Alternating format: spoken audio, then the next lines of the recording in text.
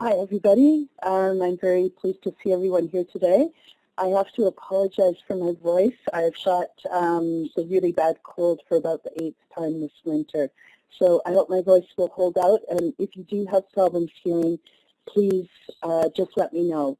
Can I ask, first of all, to start off with, maybe you could indicate with a happy face, how many people already use Novelist?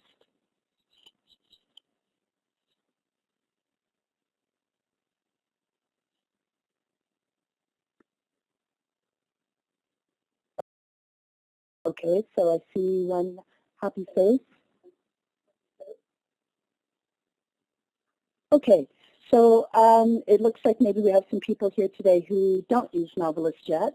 So that's great. This is one of my absolutely favorite databases. So I use it all the time with my students, and I use it all the time myself personally. I'm going to be talking about Novelist Plus, the K-8 version, and the Novelist Plus, which is the version for all ages, which has the adult content as well. So the theme for this is squeezing the juice out of EBSCO, and in this case, Novelist K-8 Plus and Novelist Plus. And I have to say that before I started putting this together, I thought that I knew pretty much everything there was to know about Novelist, or at least I knew quite a bit, but I've since discovered that there's really a lot more juice to squeeze out of, even though it looks very simple and easy to use on the surface, and it is simple and easy to use. There's also a lot that you can do with it that I wasn't fully aware of. I'll just mention something here because I see I used Google presentations to put this together, and I'm just noticing the first of what I know will be some of the little glitches that didn't come through on our transfer of the file. So I hope it doesn't affect anybody's reading of it. Things just got a little bit knocked out of place. I should also mention, feel free to ask any questions or to make any comments that you want. I know Arlene's keeping an eye on that in case I don't notice it. So I've been using Novelist for many years, and this person whose image you should see now, whose name is hidden, that's one of the Google Docs or Google presentation glitches, is actually Duncan Smith. And one of the reasons I love Novelist, I've always loved Novelist, is it was actually something that was dreamed up by a librarian, a public librarian. Duncan Smith had many years as a public librarian and a reader's advisory specialist before he came to the conclusion, it was a frustration for him, and I put the quote here, that readers' advisory services were only as good as the individual librarian's memory and ability to read a wide range of genres. So he was thinking in terms of technology and how technology could help with readers' advisory, and his conclusion was, well, what if there could be a database? So he partnered with a couple of people, a programmer and people who were technology experts, and they came up with their first version of Novelist, finally. It took a few years, but they came up with something. And Novelist, when it began in 1994, that was when they sold their first DOS version of it, 20,000 titles and 1,200 reviews. It wasn't acquired by EBSCO until 1999, as you can see, so they had a few years to work on it. And then it really switched direction. It switched direction twice in the time that I've been using it. And once was in the 2000 time period when they started to create data. So they started, in addition to collecting information about books and putting a record up for each book in their database, they also started creating book lists, creating content that would just help in readers' advisory in libraries, help librarians and school librarians, although they weren't really gearing it towards school librarians at that point. In 2002, they introduced Novelist K-8, and I can remember how excited I was about that because I've been working in middle schools for quite a number of years as a teacher librarian, and so it was wonderful to have that content that was specifically geared to students who were anywhere from the, well, they call it the 0 to 8 age group, and then the 9 to 12, and then the teens. So they came up with that then, and then in 2008, Novelist K-8 Plus, which was another big leap forward, because the plus means that they added in the nonfiction. So they always had the fiction in it. It was always a fiction focus, but then they added in the nonfiction. And they had the two versions at that point. They had the Novelists Plus for the all age groups, including the adult books, and they had also the Novelists K-8 Plus. And then in 2010, they got a new look and kind of a new mission. So they had been talking about empowering librarians and engaging readers, and the idea was also became connecting communities. So they really had made quite a big change in direction. From the 3 people that they started with, there were close to 40 people working for Novelists at that point. The whole purpose of it was to answer the question, what do I read next, for students, for teachers, for you as a teacher librarian, especially for people who were waiting for the next, for their place on a hold list, or for somebody who has a favorite author, wanted to find other ones the same, next book in the series, or a book you love and want more like it. So they really made a big focus on Readalikes, as they call them, and they decided to really expand it at that point. So here's the new look that they came up with, and it's the one that if you've looked at Novelists, the numbers first. So Novelists K-8 Plus, the 82,000 fiction, 42,000 nonfiction. I would say that for Novelists K-8 Plus, their special focus is the curriculum, the things that teachers and parents might want to use for students. And for Novelists Plus, it's the same information in there, but they've kind of shifted the focus a little bit, and what they've chosen to highlight is more of the independent reading, the reading groups, the lit circles kinds of things. So kind of that idea of what you do as an independent adult reader out in the world, as opposed to the more school focus of the other one. Excuse me. So this was what the new look was like, and they included some things that were quite different.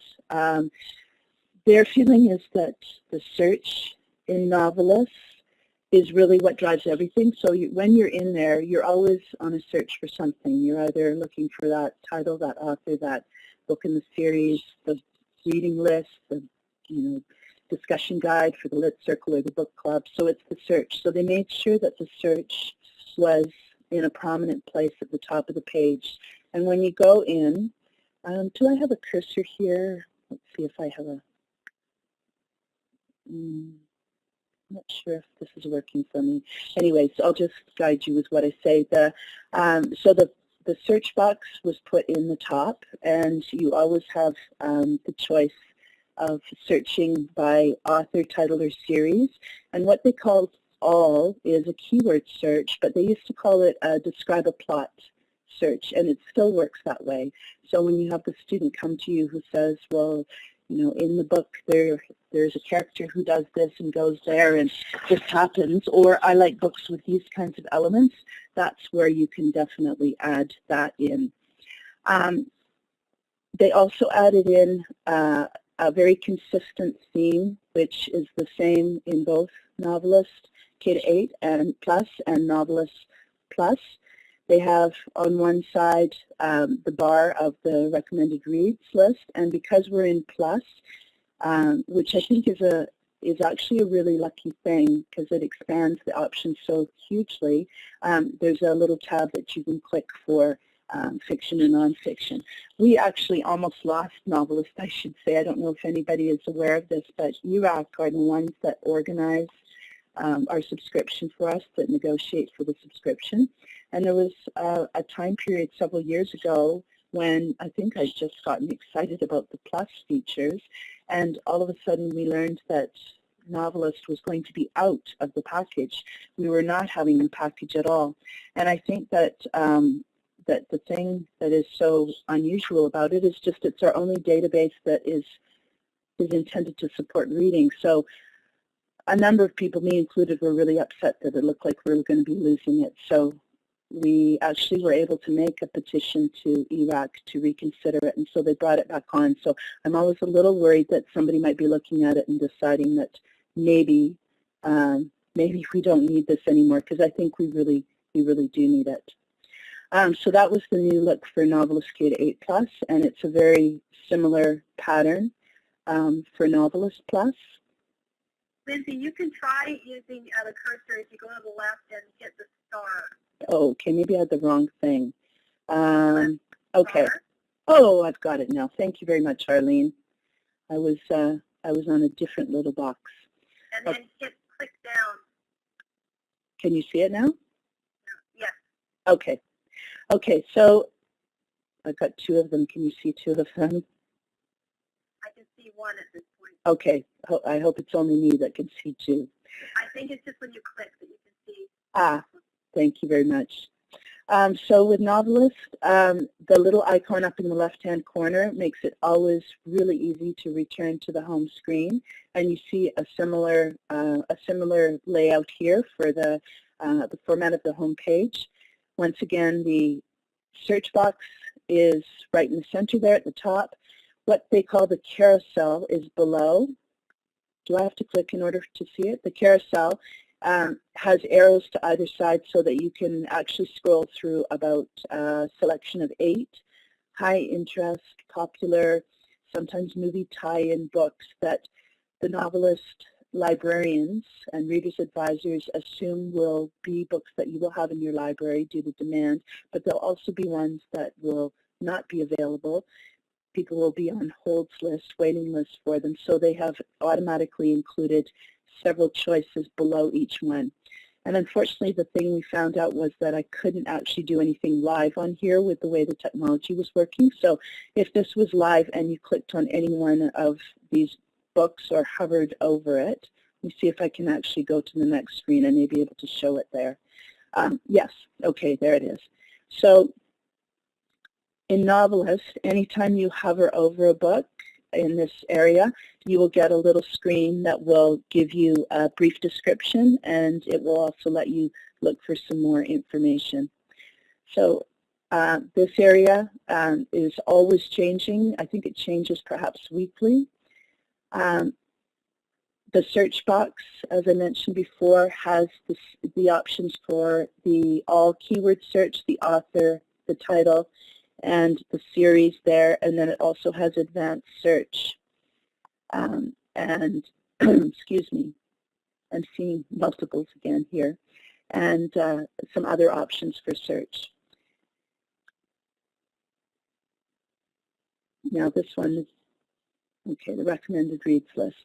So the recommended reads list, this list is available for fiction and for nonfiction, and it gives you a choice at the top to decide whether you're looking for books for teens or for 9 to 12 or for their 0 to 8 age group. And if you were in Novelist, the Novelist version that you would use in a high school, which is just the Novelists Plus, excuse me, you would see teen and adult. So there's a list here, an alphabetical list of topics, genres, and then out of each one of those will come subheadings. And there's actually there's some Canadian books, a Canadian heading which will expand out to Canadian Aboriginal and Canadian historical fiction. So there's also always on the other side here on Novelist K-8 Plus, there's the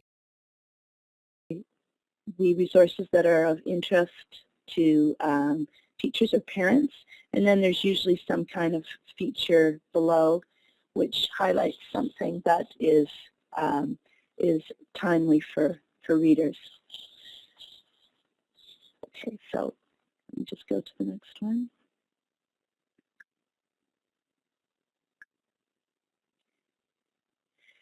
And if you, excuse me, go to any one of those lists or you do a search, you will be able to produce a list. So this is a search on Andrew Clement's, but any one of the The recommended reads list would have also brought up a list in this area here. You have a choice of a grid or detailed or brief, and you can produce a book list from here that will let you actually print it off. The brief option doesn't have the covers available, but the other options do. So you can either print in a grid format or you can print in a more like a list format.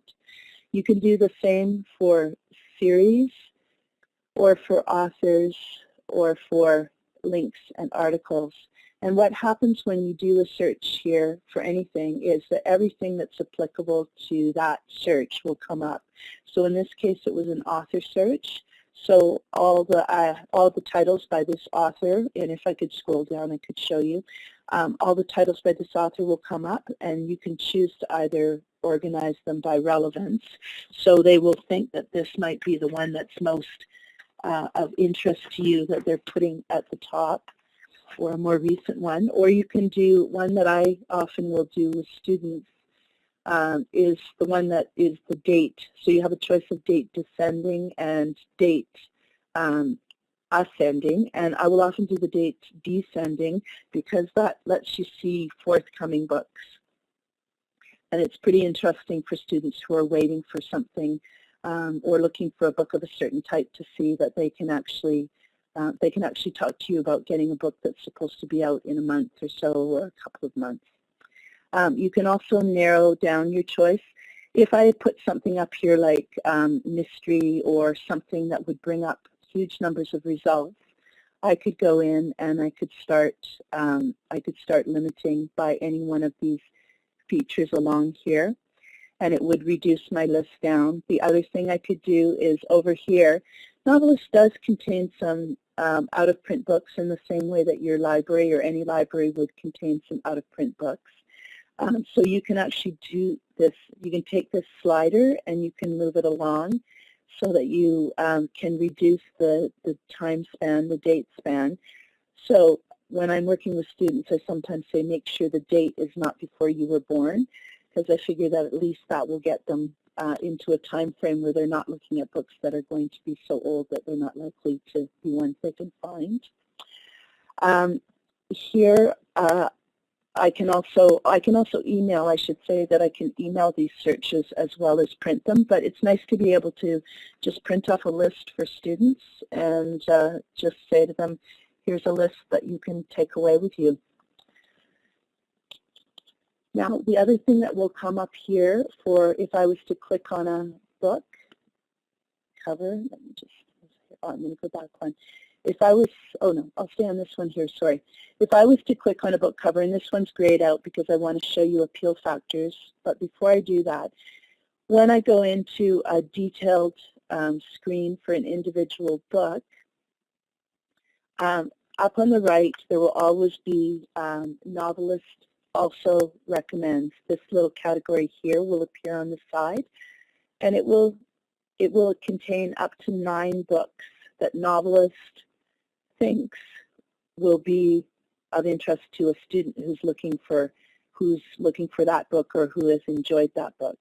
So a lot of Novelist reviews are done by, they're actually done by people, but they also have algorithms that help them do some of their matching. But the thing about this Novelist also recommends is that it will produce a list. It might be up to 9 items, as I said, and for each item, it will be, first of all, at the top will be the book that the student was interested in, and then for each one of the ones below, it will actually say why Novelist recommends that book.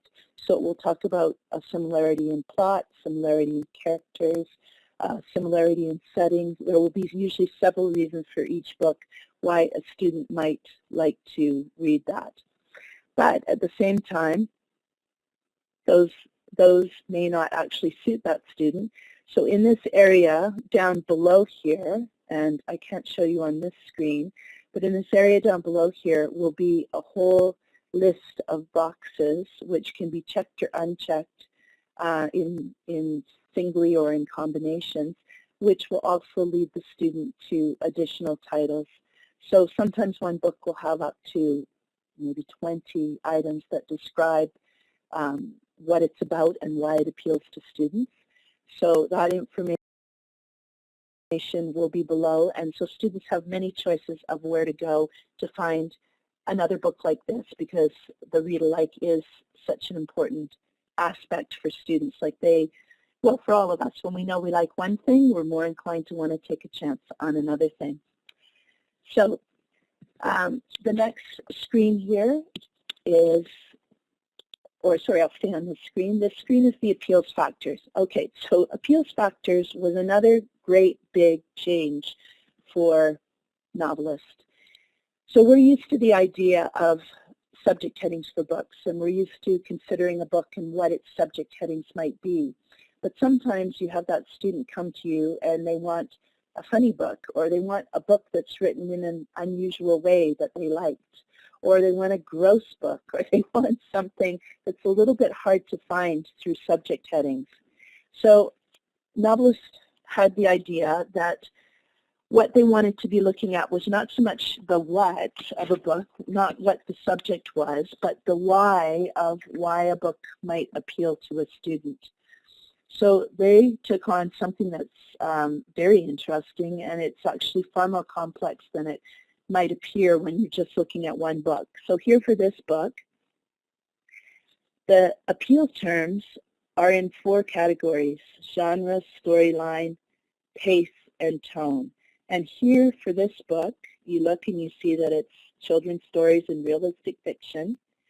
In terms of the storyline, it's character-driven. The pace of it is fast-paced, and the tone of it is funny. So those all sound really logical, and they make sense, but their appeals was a much bigger undertaking than that. So the idea was that the storyline determines what the book's structure is going to be like, the pace is how it unfolds, the tone is the feeling, and the writing style is the language and the level of detail. I've included on the next screen some examples of these terms for teens. So action-packed, character-driven, world-building. Some of them are a little, they're not obvious at first glance. So world-building, by that, novelist means something that is like Chronicles of Narnia or or The Hobbit and Lord of the Rings, something where an entire world has been built for readers. The pace appeal terms, they're usually one or the other, fast-paced or leisurely, but the tone ones are very creative, I think. Angst-filled, atmospheric, bittersweet, bleak, creepy. That's not all. There are list after list or term after term in the lists. So, for example, in the tone, we also have mystical, offbeat, romantic, sassy, steamy, suspenseful, upbeat, and whimsical. And those are the ones that are for teens. And the writing style has the same sort of range of possibility for it. So for that one, you can have richly detailed, jargon-filled, descriptive, dialogue-rich, dialect-rich, slang-heavy, scholarly, spare, candid, compelling, gritty. So there's lots and lots of choices there. And from within the book, you can click on that link for to get those appeal terms. But I think it's actually not a bad idea for yourself. And maybe if you find that students are interested in using those terms, to have just a reference, an easy reference somewhere where you have them printed off. They're available for the 0 to 8. There's a list. The same for the 9 to 12, and the same for adult as well as the teen. And it's different for each one. There's some similarities, but there's also some differences. Like in the 9 to 12, we get into the gross and the silly and the funny, laugh out loud funny, and the sarcastic. So we get some of the ones that might not be applicable to either a younger or older. So those appeal terms were a huge change of direction, and what they were trying to do there was take what readers advisory librarians have always done, which is to find whatever route into a book or a reader's interest in books can be pulled out in order to make that match between the student and the book or the teacher and the book or whatever the situation is. So since I can't actually click on books and show you, I wanted you to see a few sections of what these areas look like. The book detail page, when you click on it, it gives you once again those appeal factors. It also gives you an age for this, recommended age for it, and it gives you a persistent link here. So if you wanted to have this book, if you were doing something with the Hunger Games trilogy and you wanted to have links to these within an assignment, and for example, you wanted to say, okay, we're doing dystopias, and you've all read these ones, and here are the descriptions of them. Now follow this link into Novelist, and you can see, for example, here, the Readalikes from Novelist. So these Readalikes would be dystopian fiction of various titles, The Uglies, and a number of other ones that fit that category. And you can see down here a little bit more of the detail about those subject headings, and also the appeal factors appear down here so that people can switch and go beyond books if they don't see what they like here. You also have your pages here where you have, as a librarian, as a teacher librarian, it's really useful to be able to have the reviews from reviewing journals that appear right next to each book as you're considering it. I use this when I am trying to put together lists to as consideration for purchase, even though I can access BookList online or I can access some of the other sources that we have. It's just great to have one where you know for sure there'll be some of the really well-known reviewing journals that will appear right here. And you also get more about the author, and then you'll get lists and articles.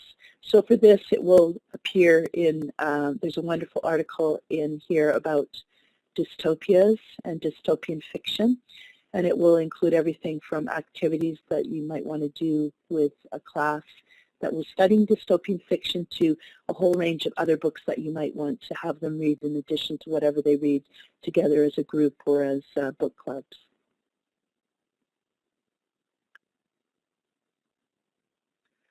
The series detail, the same thing. This is a great source. When students actually come to me and say a series is missing, either one or more titles, I often will say to them, okay, go and check in Novelist and see how many titles are in the series, what order they're in, and let's just see what we've already got and let's double check. And then it makes it very easy to know what it is that you still need to order. And of course, the series page, a series detail page, will also bring up suggestions for Readalike series, which is great because sometimes students don't just want another title. They actually want you to suggest a series of titles because they've loved what they've read so much that they want to have that same experience again and get into another series. So, excuse me. And the same thing down here, you can once again search for these terms. So it's nice, I think it's nice that the format is the same between the two, because if students start to use this in elementary school with their teachers or with their teacher librarian, and then they can use it more independently in middle school and maybe upper elementary. And then they can go on and use it in high school too. And it's just the same format. It's just switching to something which now contains adult books as well. The author detail page, so once again, same format, the information, the Readalikes, the search for more, you can see more of that here now. And then the same tabs across here, more about the author. Now, the more about the author, another thing that's nice about that is when you go into that, it'll be the biographical information about the author, but it will also connect right to that author's website. So sometimes I think, you know, when we're trying to do library websites or Learning Commons websites or whatever it is that we're trying to work on, a lot of the responsibility for keeping things up to date rests with us.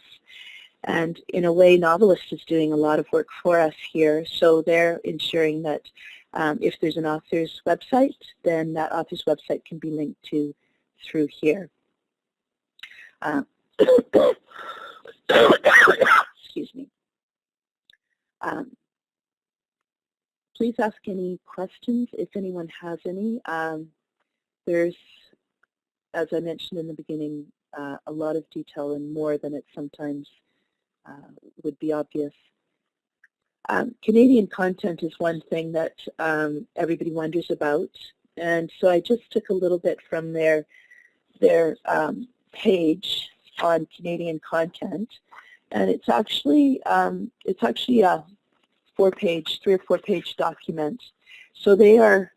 This little excerpt here shows that they're tracking bestsellers in Canada. Their criteria. They're working with a book distributor called Library Services Centers, and here is their criteria for who is a Canadian author.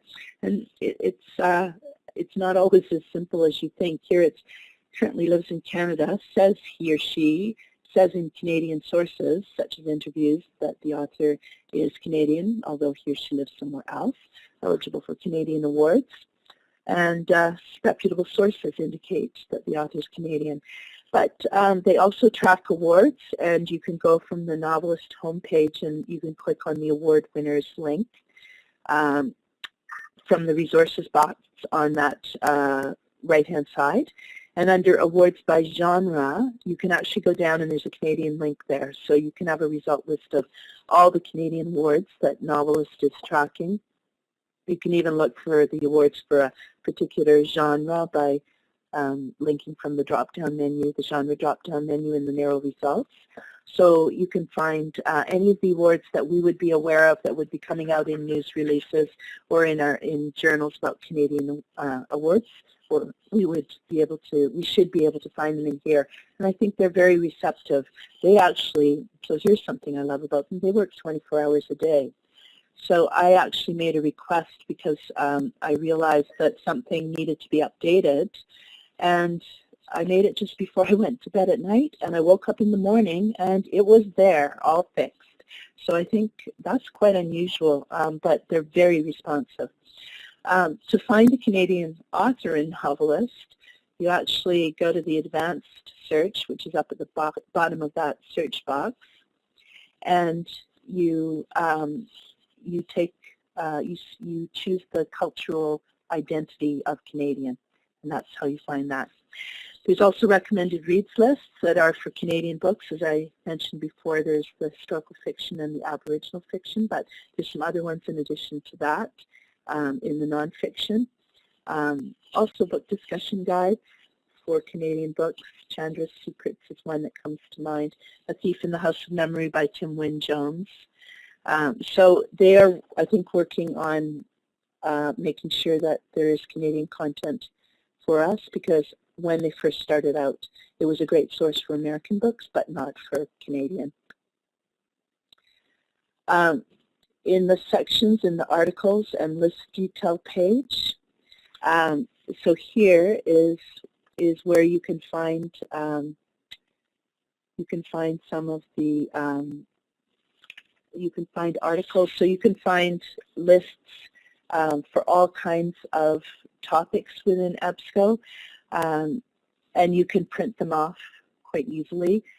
I found it a great source of ideas to work with teachers on projects for research as well as reading, because some of that work of gathering together resources so that you know that you have enough fiction or nonfiction for a title is already done for you. And you can see there's a lot of different, there's additional lists here. There's lists that are categorized. Just going to go to my other screen here so I can see a little more closely, because the details are quite small on that one for me.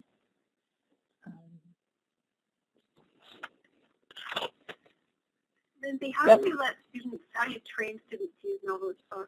Oh. That's the question. Oh, okay. There's just a bit of there's a slide at the end, but I'll mention now how I do it. What I do first of all is I create an account for the student, and I try and keep my accounts really consistent for everything that the students use.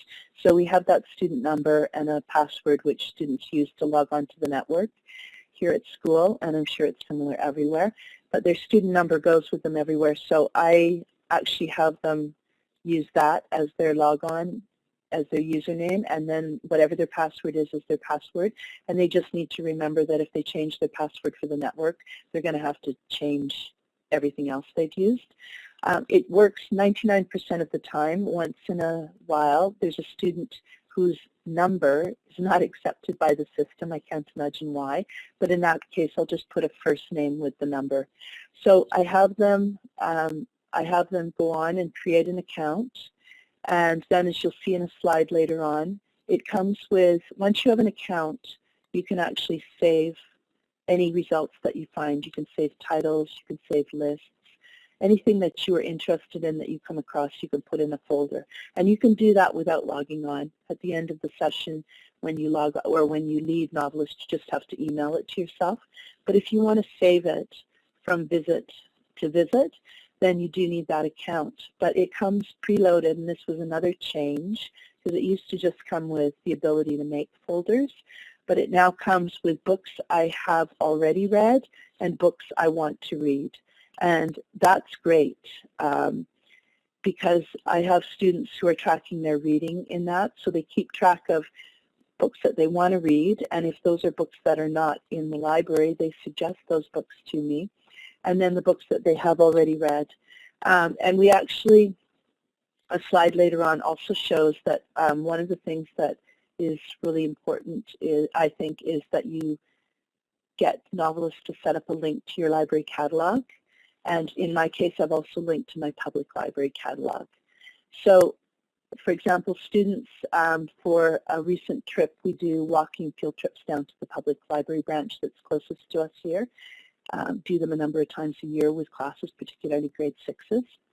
And just before Christmas, some students were in here getting ready for that, and they were choosing some books from my library, but they were also choosing books, looking in Novelists for their interests, and then clicking on the link to see if it was in the public library catalog, if they couldn't find it in the school library catalog. And then they were writing down the call number and the title and the author. So they got down to the library, and the librarians were very welcoming, as always, but they said, oh, we're so sorry. You're going to have a hard time because our systems are all down. And the students just, no, we've got our list of call numbers. We're going to go and find our books, and off they went to find their books. So they're very comfortable using this. And the one folder that I asked them to add in, a custom folder, is books for the library. So as they come across things and they check, because quite often students will come and they'll say, oh, can we please get this for the library? And it turns out, if they look in the catalog, that we've actually got it, but it's out to somebody. Or but what they can do is, I mean, if there isn't a book, we don't have a book in the catalog. I mean, we're just working with what we have in our catalog. So the kind of additional layer that Novelist creates is it broadens the possibility of books, so that they're not only looking for books in the library, both libraries, but they're also making book suggestions. And in some cases, I just sit a student down and says, we don't really have many books on horses, and we don't. I'm in a library that I've had to do a major renewal on, and we've also moved 3 times for seismic upgrades. Or for one seismic upgrade, we moved 3 times. So things have been packed and unpacked, and so there's been a lot of weeding happening here. So there are areas in here where we don't have books, and if a student draws that to my attention, I'll say, okay, sit down, you and a friend, come up with a list of fiction and nonfiction on horses, and give me that list, email me that list. And it has worked really well with students. They've been quite keen to be able to do that. The one thing that's the concept that you have to get across to them that is difficult at first is Novelist is not like a library catalog. So if you look in your school library catalog or the public library catalog, you can expect to find the book there. But Novelist is more like having a best friend who knows a whole lot about books, and they have a great list of books. So once you find some things you like, then you have to go and you have to look in the library. So the key thing that I think has to be there is those links, and they will set it up. You just need to go to the feedback link in the upper right hand of any screen in Novelist or Novelist K-8, and they will do it for you in no time at all. They will set up the link. And they'll be there to your library catalog, but I'd also suggest the public library. I think it's a really nice combination. Let me go back one here. Another thing that I think Novelist does really well and is they do a lot of that preparation work that we don't necessarily have time to do. So right now in March this year, we're not that far into this month. They're already thinking about summer reading, and they're coming up with all kinds of suggestions. So if you want to do, and they're that far ahead for other themes as well. They had, a Love Your Library theme and Christmas theme, so Halloween theme. So anything that you might want to prepare for, you might want to look in these Novelist newsletters, which are available for you to subscribe to, so they can come to you in your email, or you can also just go to the link where they have the archived material, and you can look through it that way.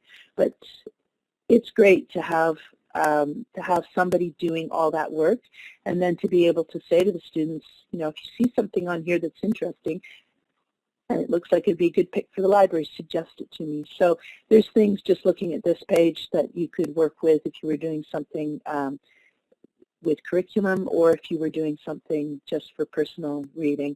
Of course, this is an American product, so the Common Core stuff, they're doing a lot with the Common Core, which isn't such a focus for us. But they do link into our IRPs as well as the American curriculum guides. So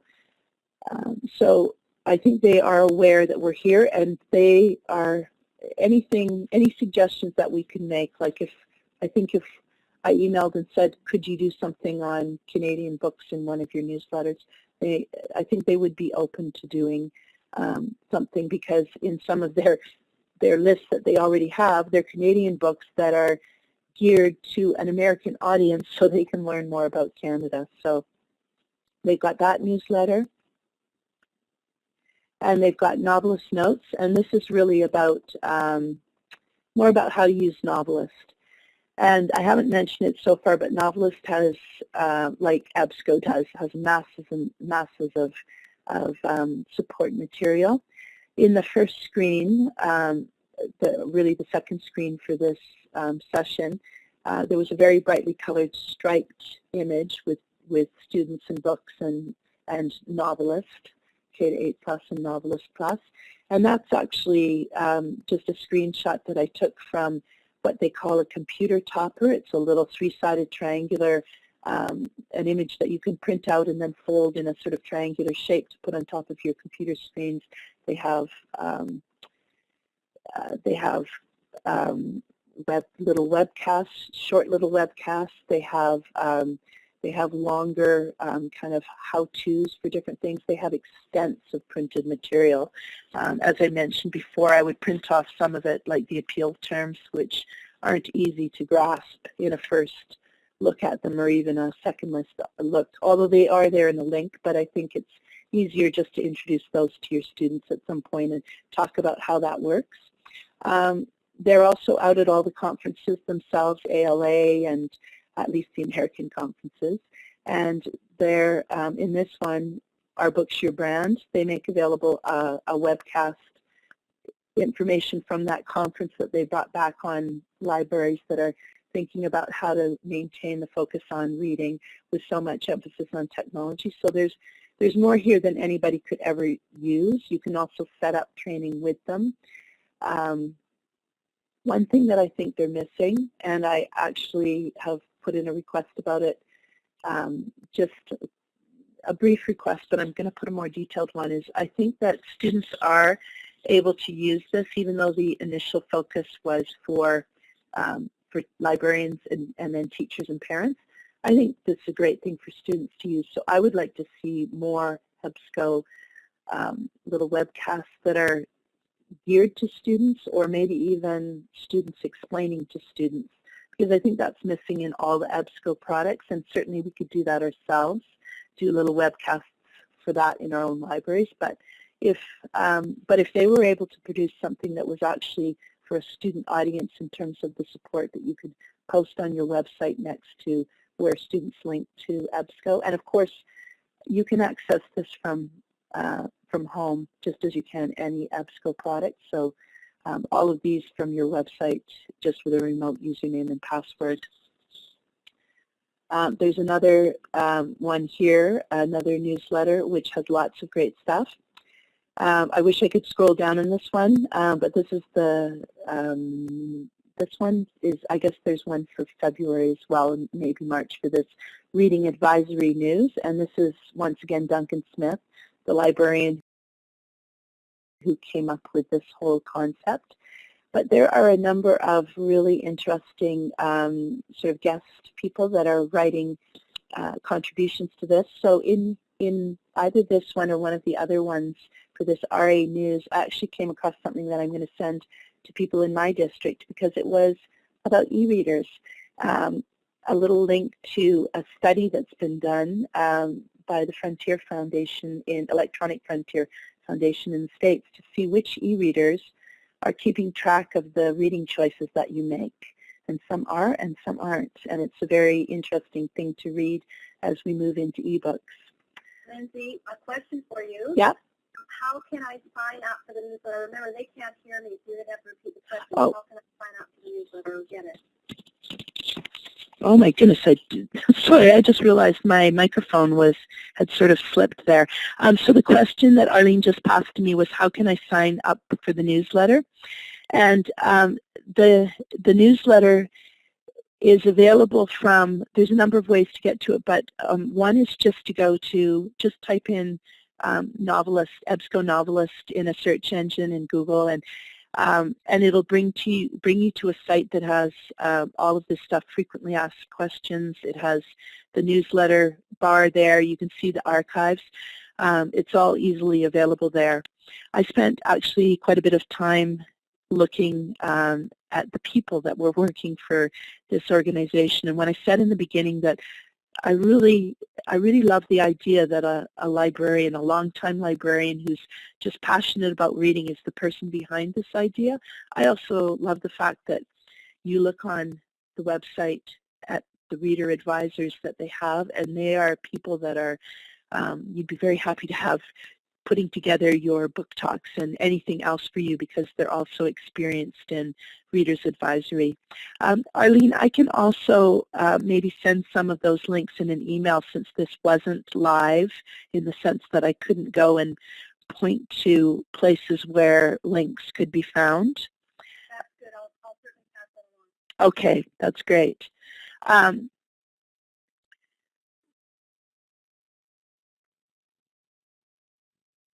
So, as I mentioned before, I think it is really important to link your school library and Novelist and link your public library and Novelist. So right down below on this screen is the Czech Central Middle School's catalog and the Czech GVPL's catalog. And my Greater Victoria Public Library, I realized they've gone to BiblioCommons, which is that kind of social media overlay. And the linking was a bit, it was linking to the old version of their catalog rather than the new. So I sent off a request this morning, and within an hour it had been done. So that's the kind of service response which I have been getting from them, which is great. The other thing here, in addition to the persistent link that I've already mentioned, which is the one just above the check the catalogs. You can also do, if anybody was in Gordon's session a couple of weeks ago, he mentioned that you can also do a feed. So if you use readers like Google Reader or any reader like that, you can set up the RSS feeds. So in most of, in many of the records, in certain spots in the records, you'll see a link that gives you a choice of setting up an email alert. And then if you go to the help menu, you can also find a section on how to set up an RSS feed. So if you're interested in everything that a particular author is bringing out, although that would be rather a slow, sort of a long-term wait, but if you're interested in a genre and you've got students that love zombies or love mysteries or love gross books, whatever it is that they love, you can set up a feed which will keep you alerted on what's new to Novelist.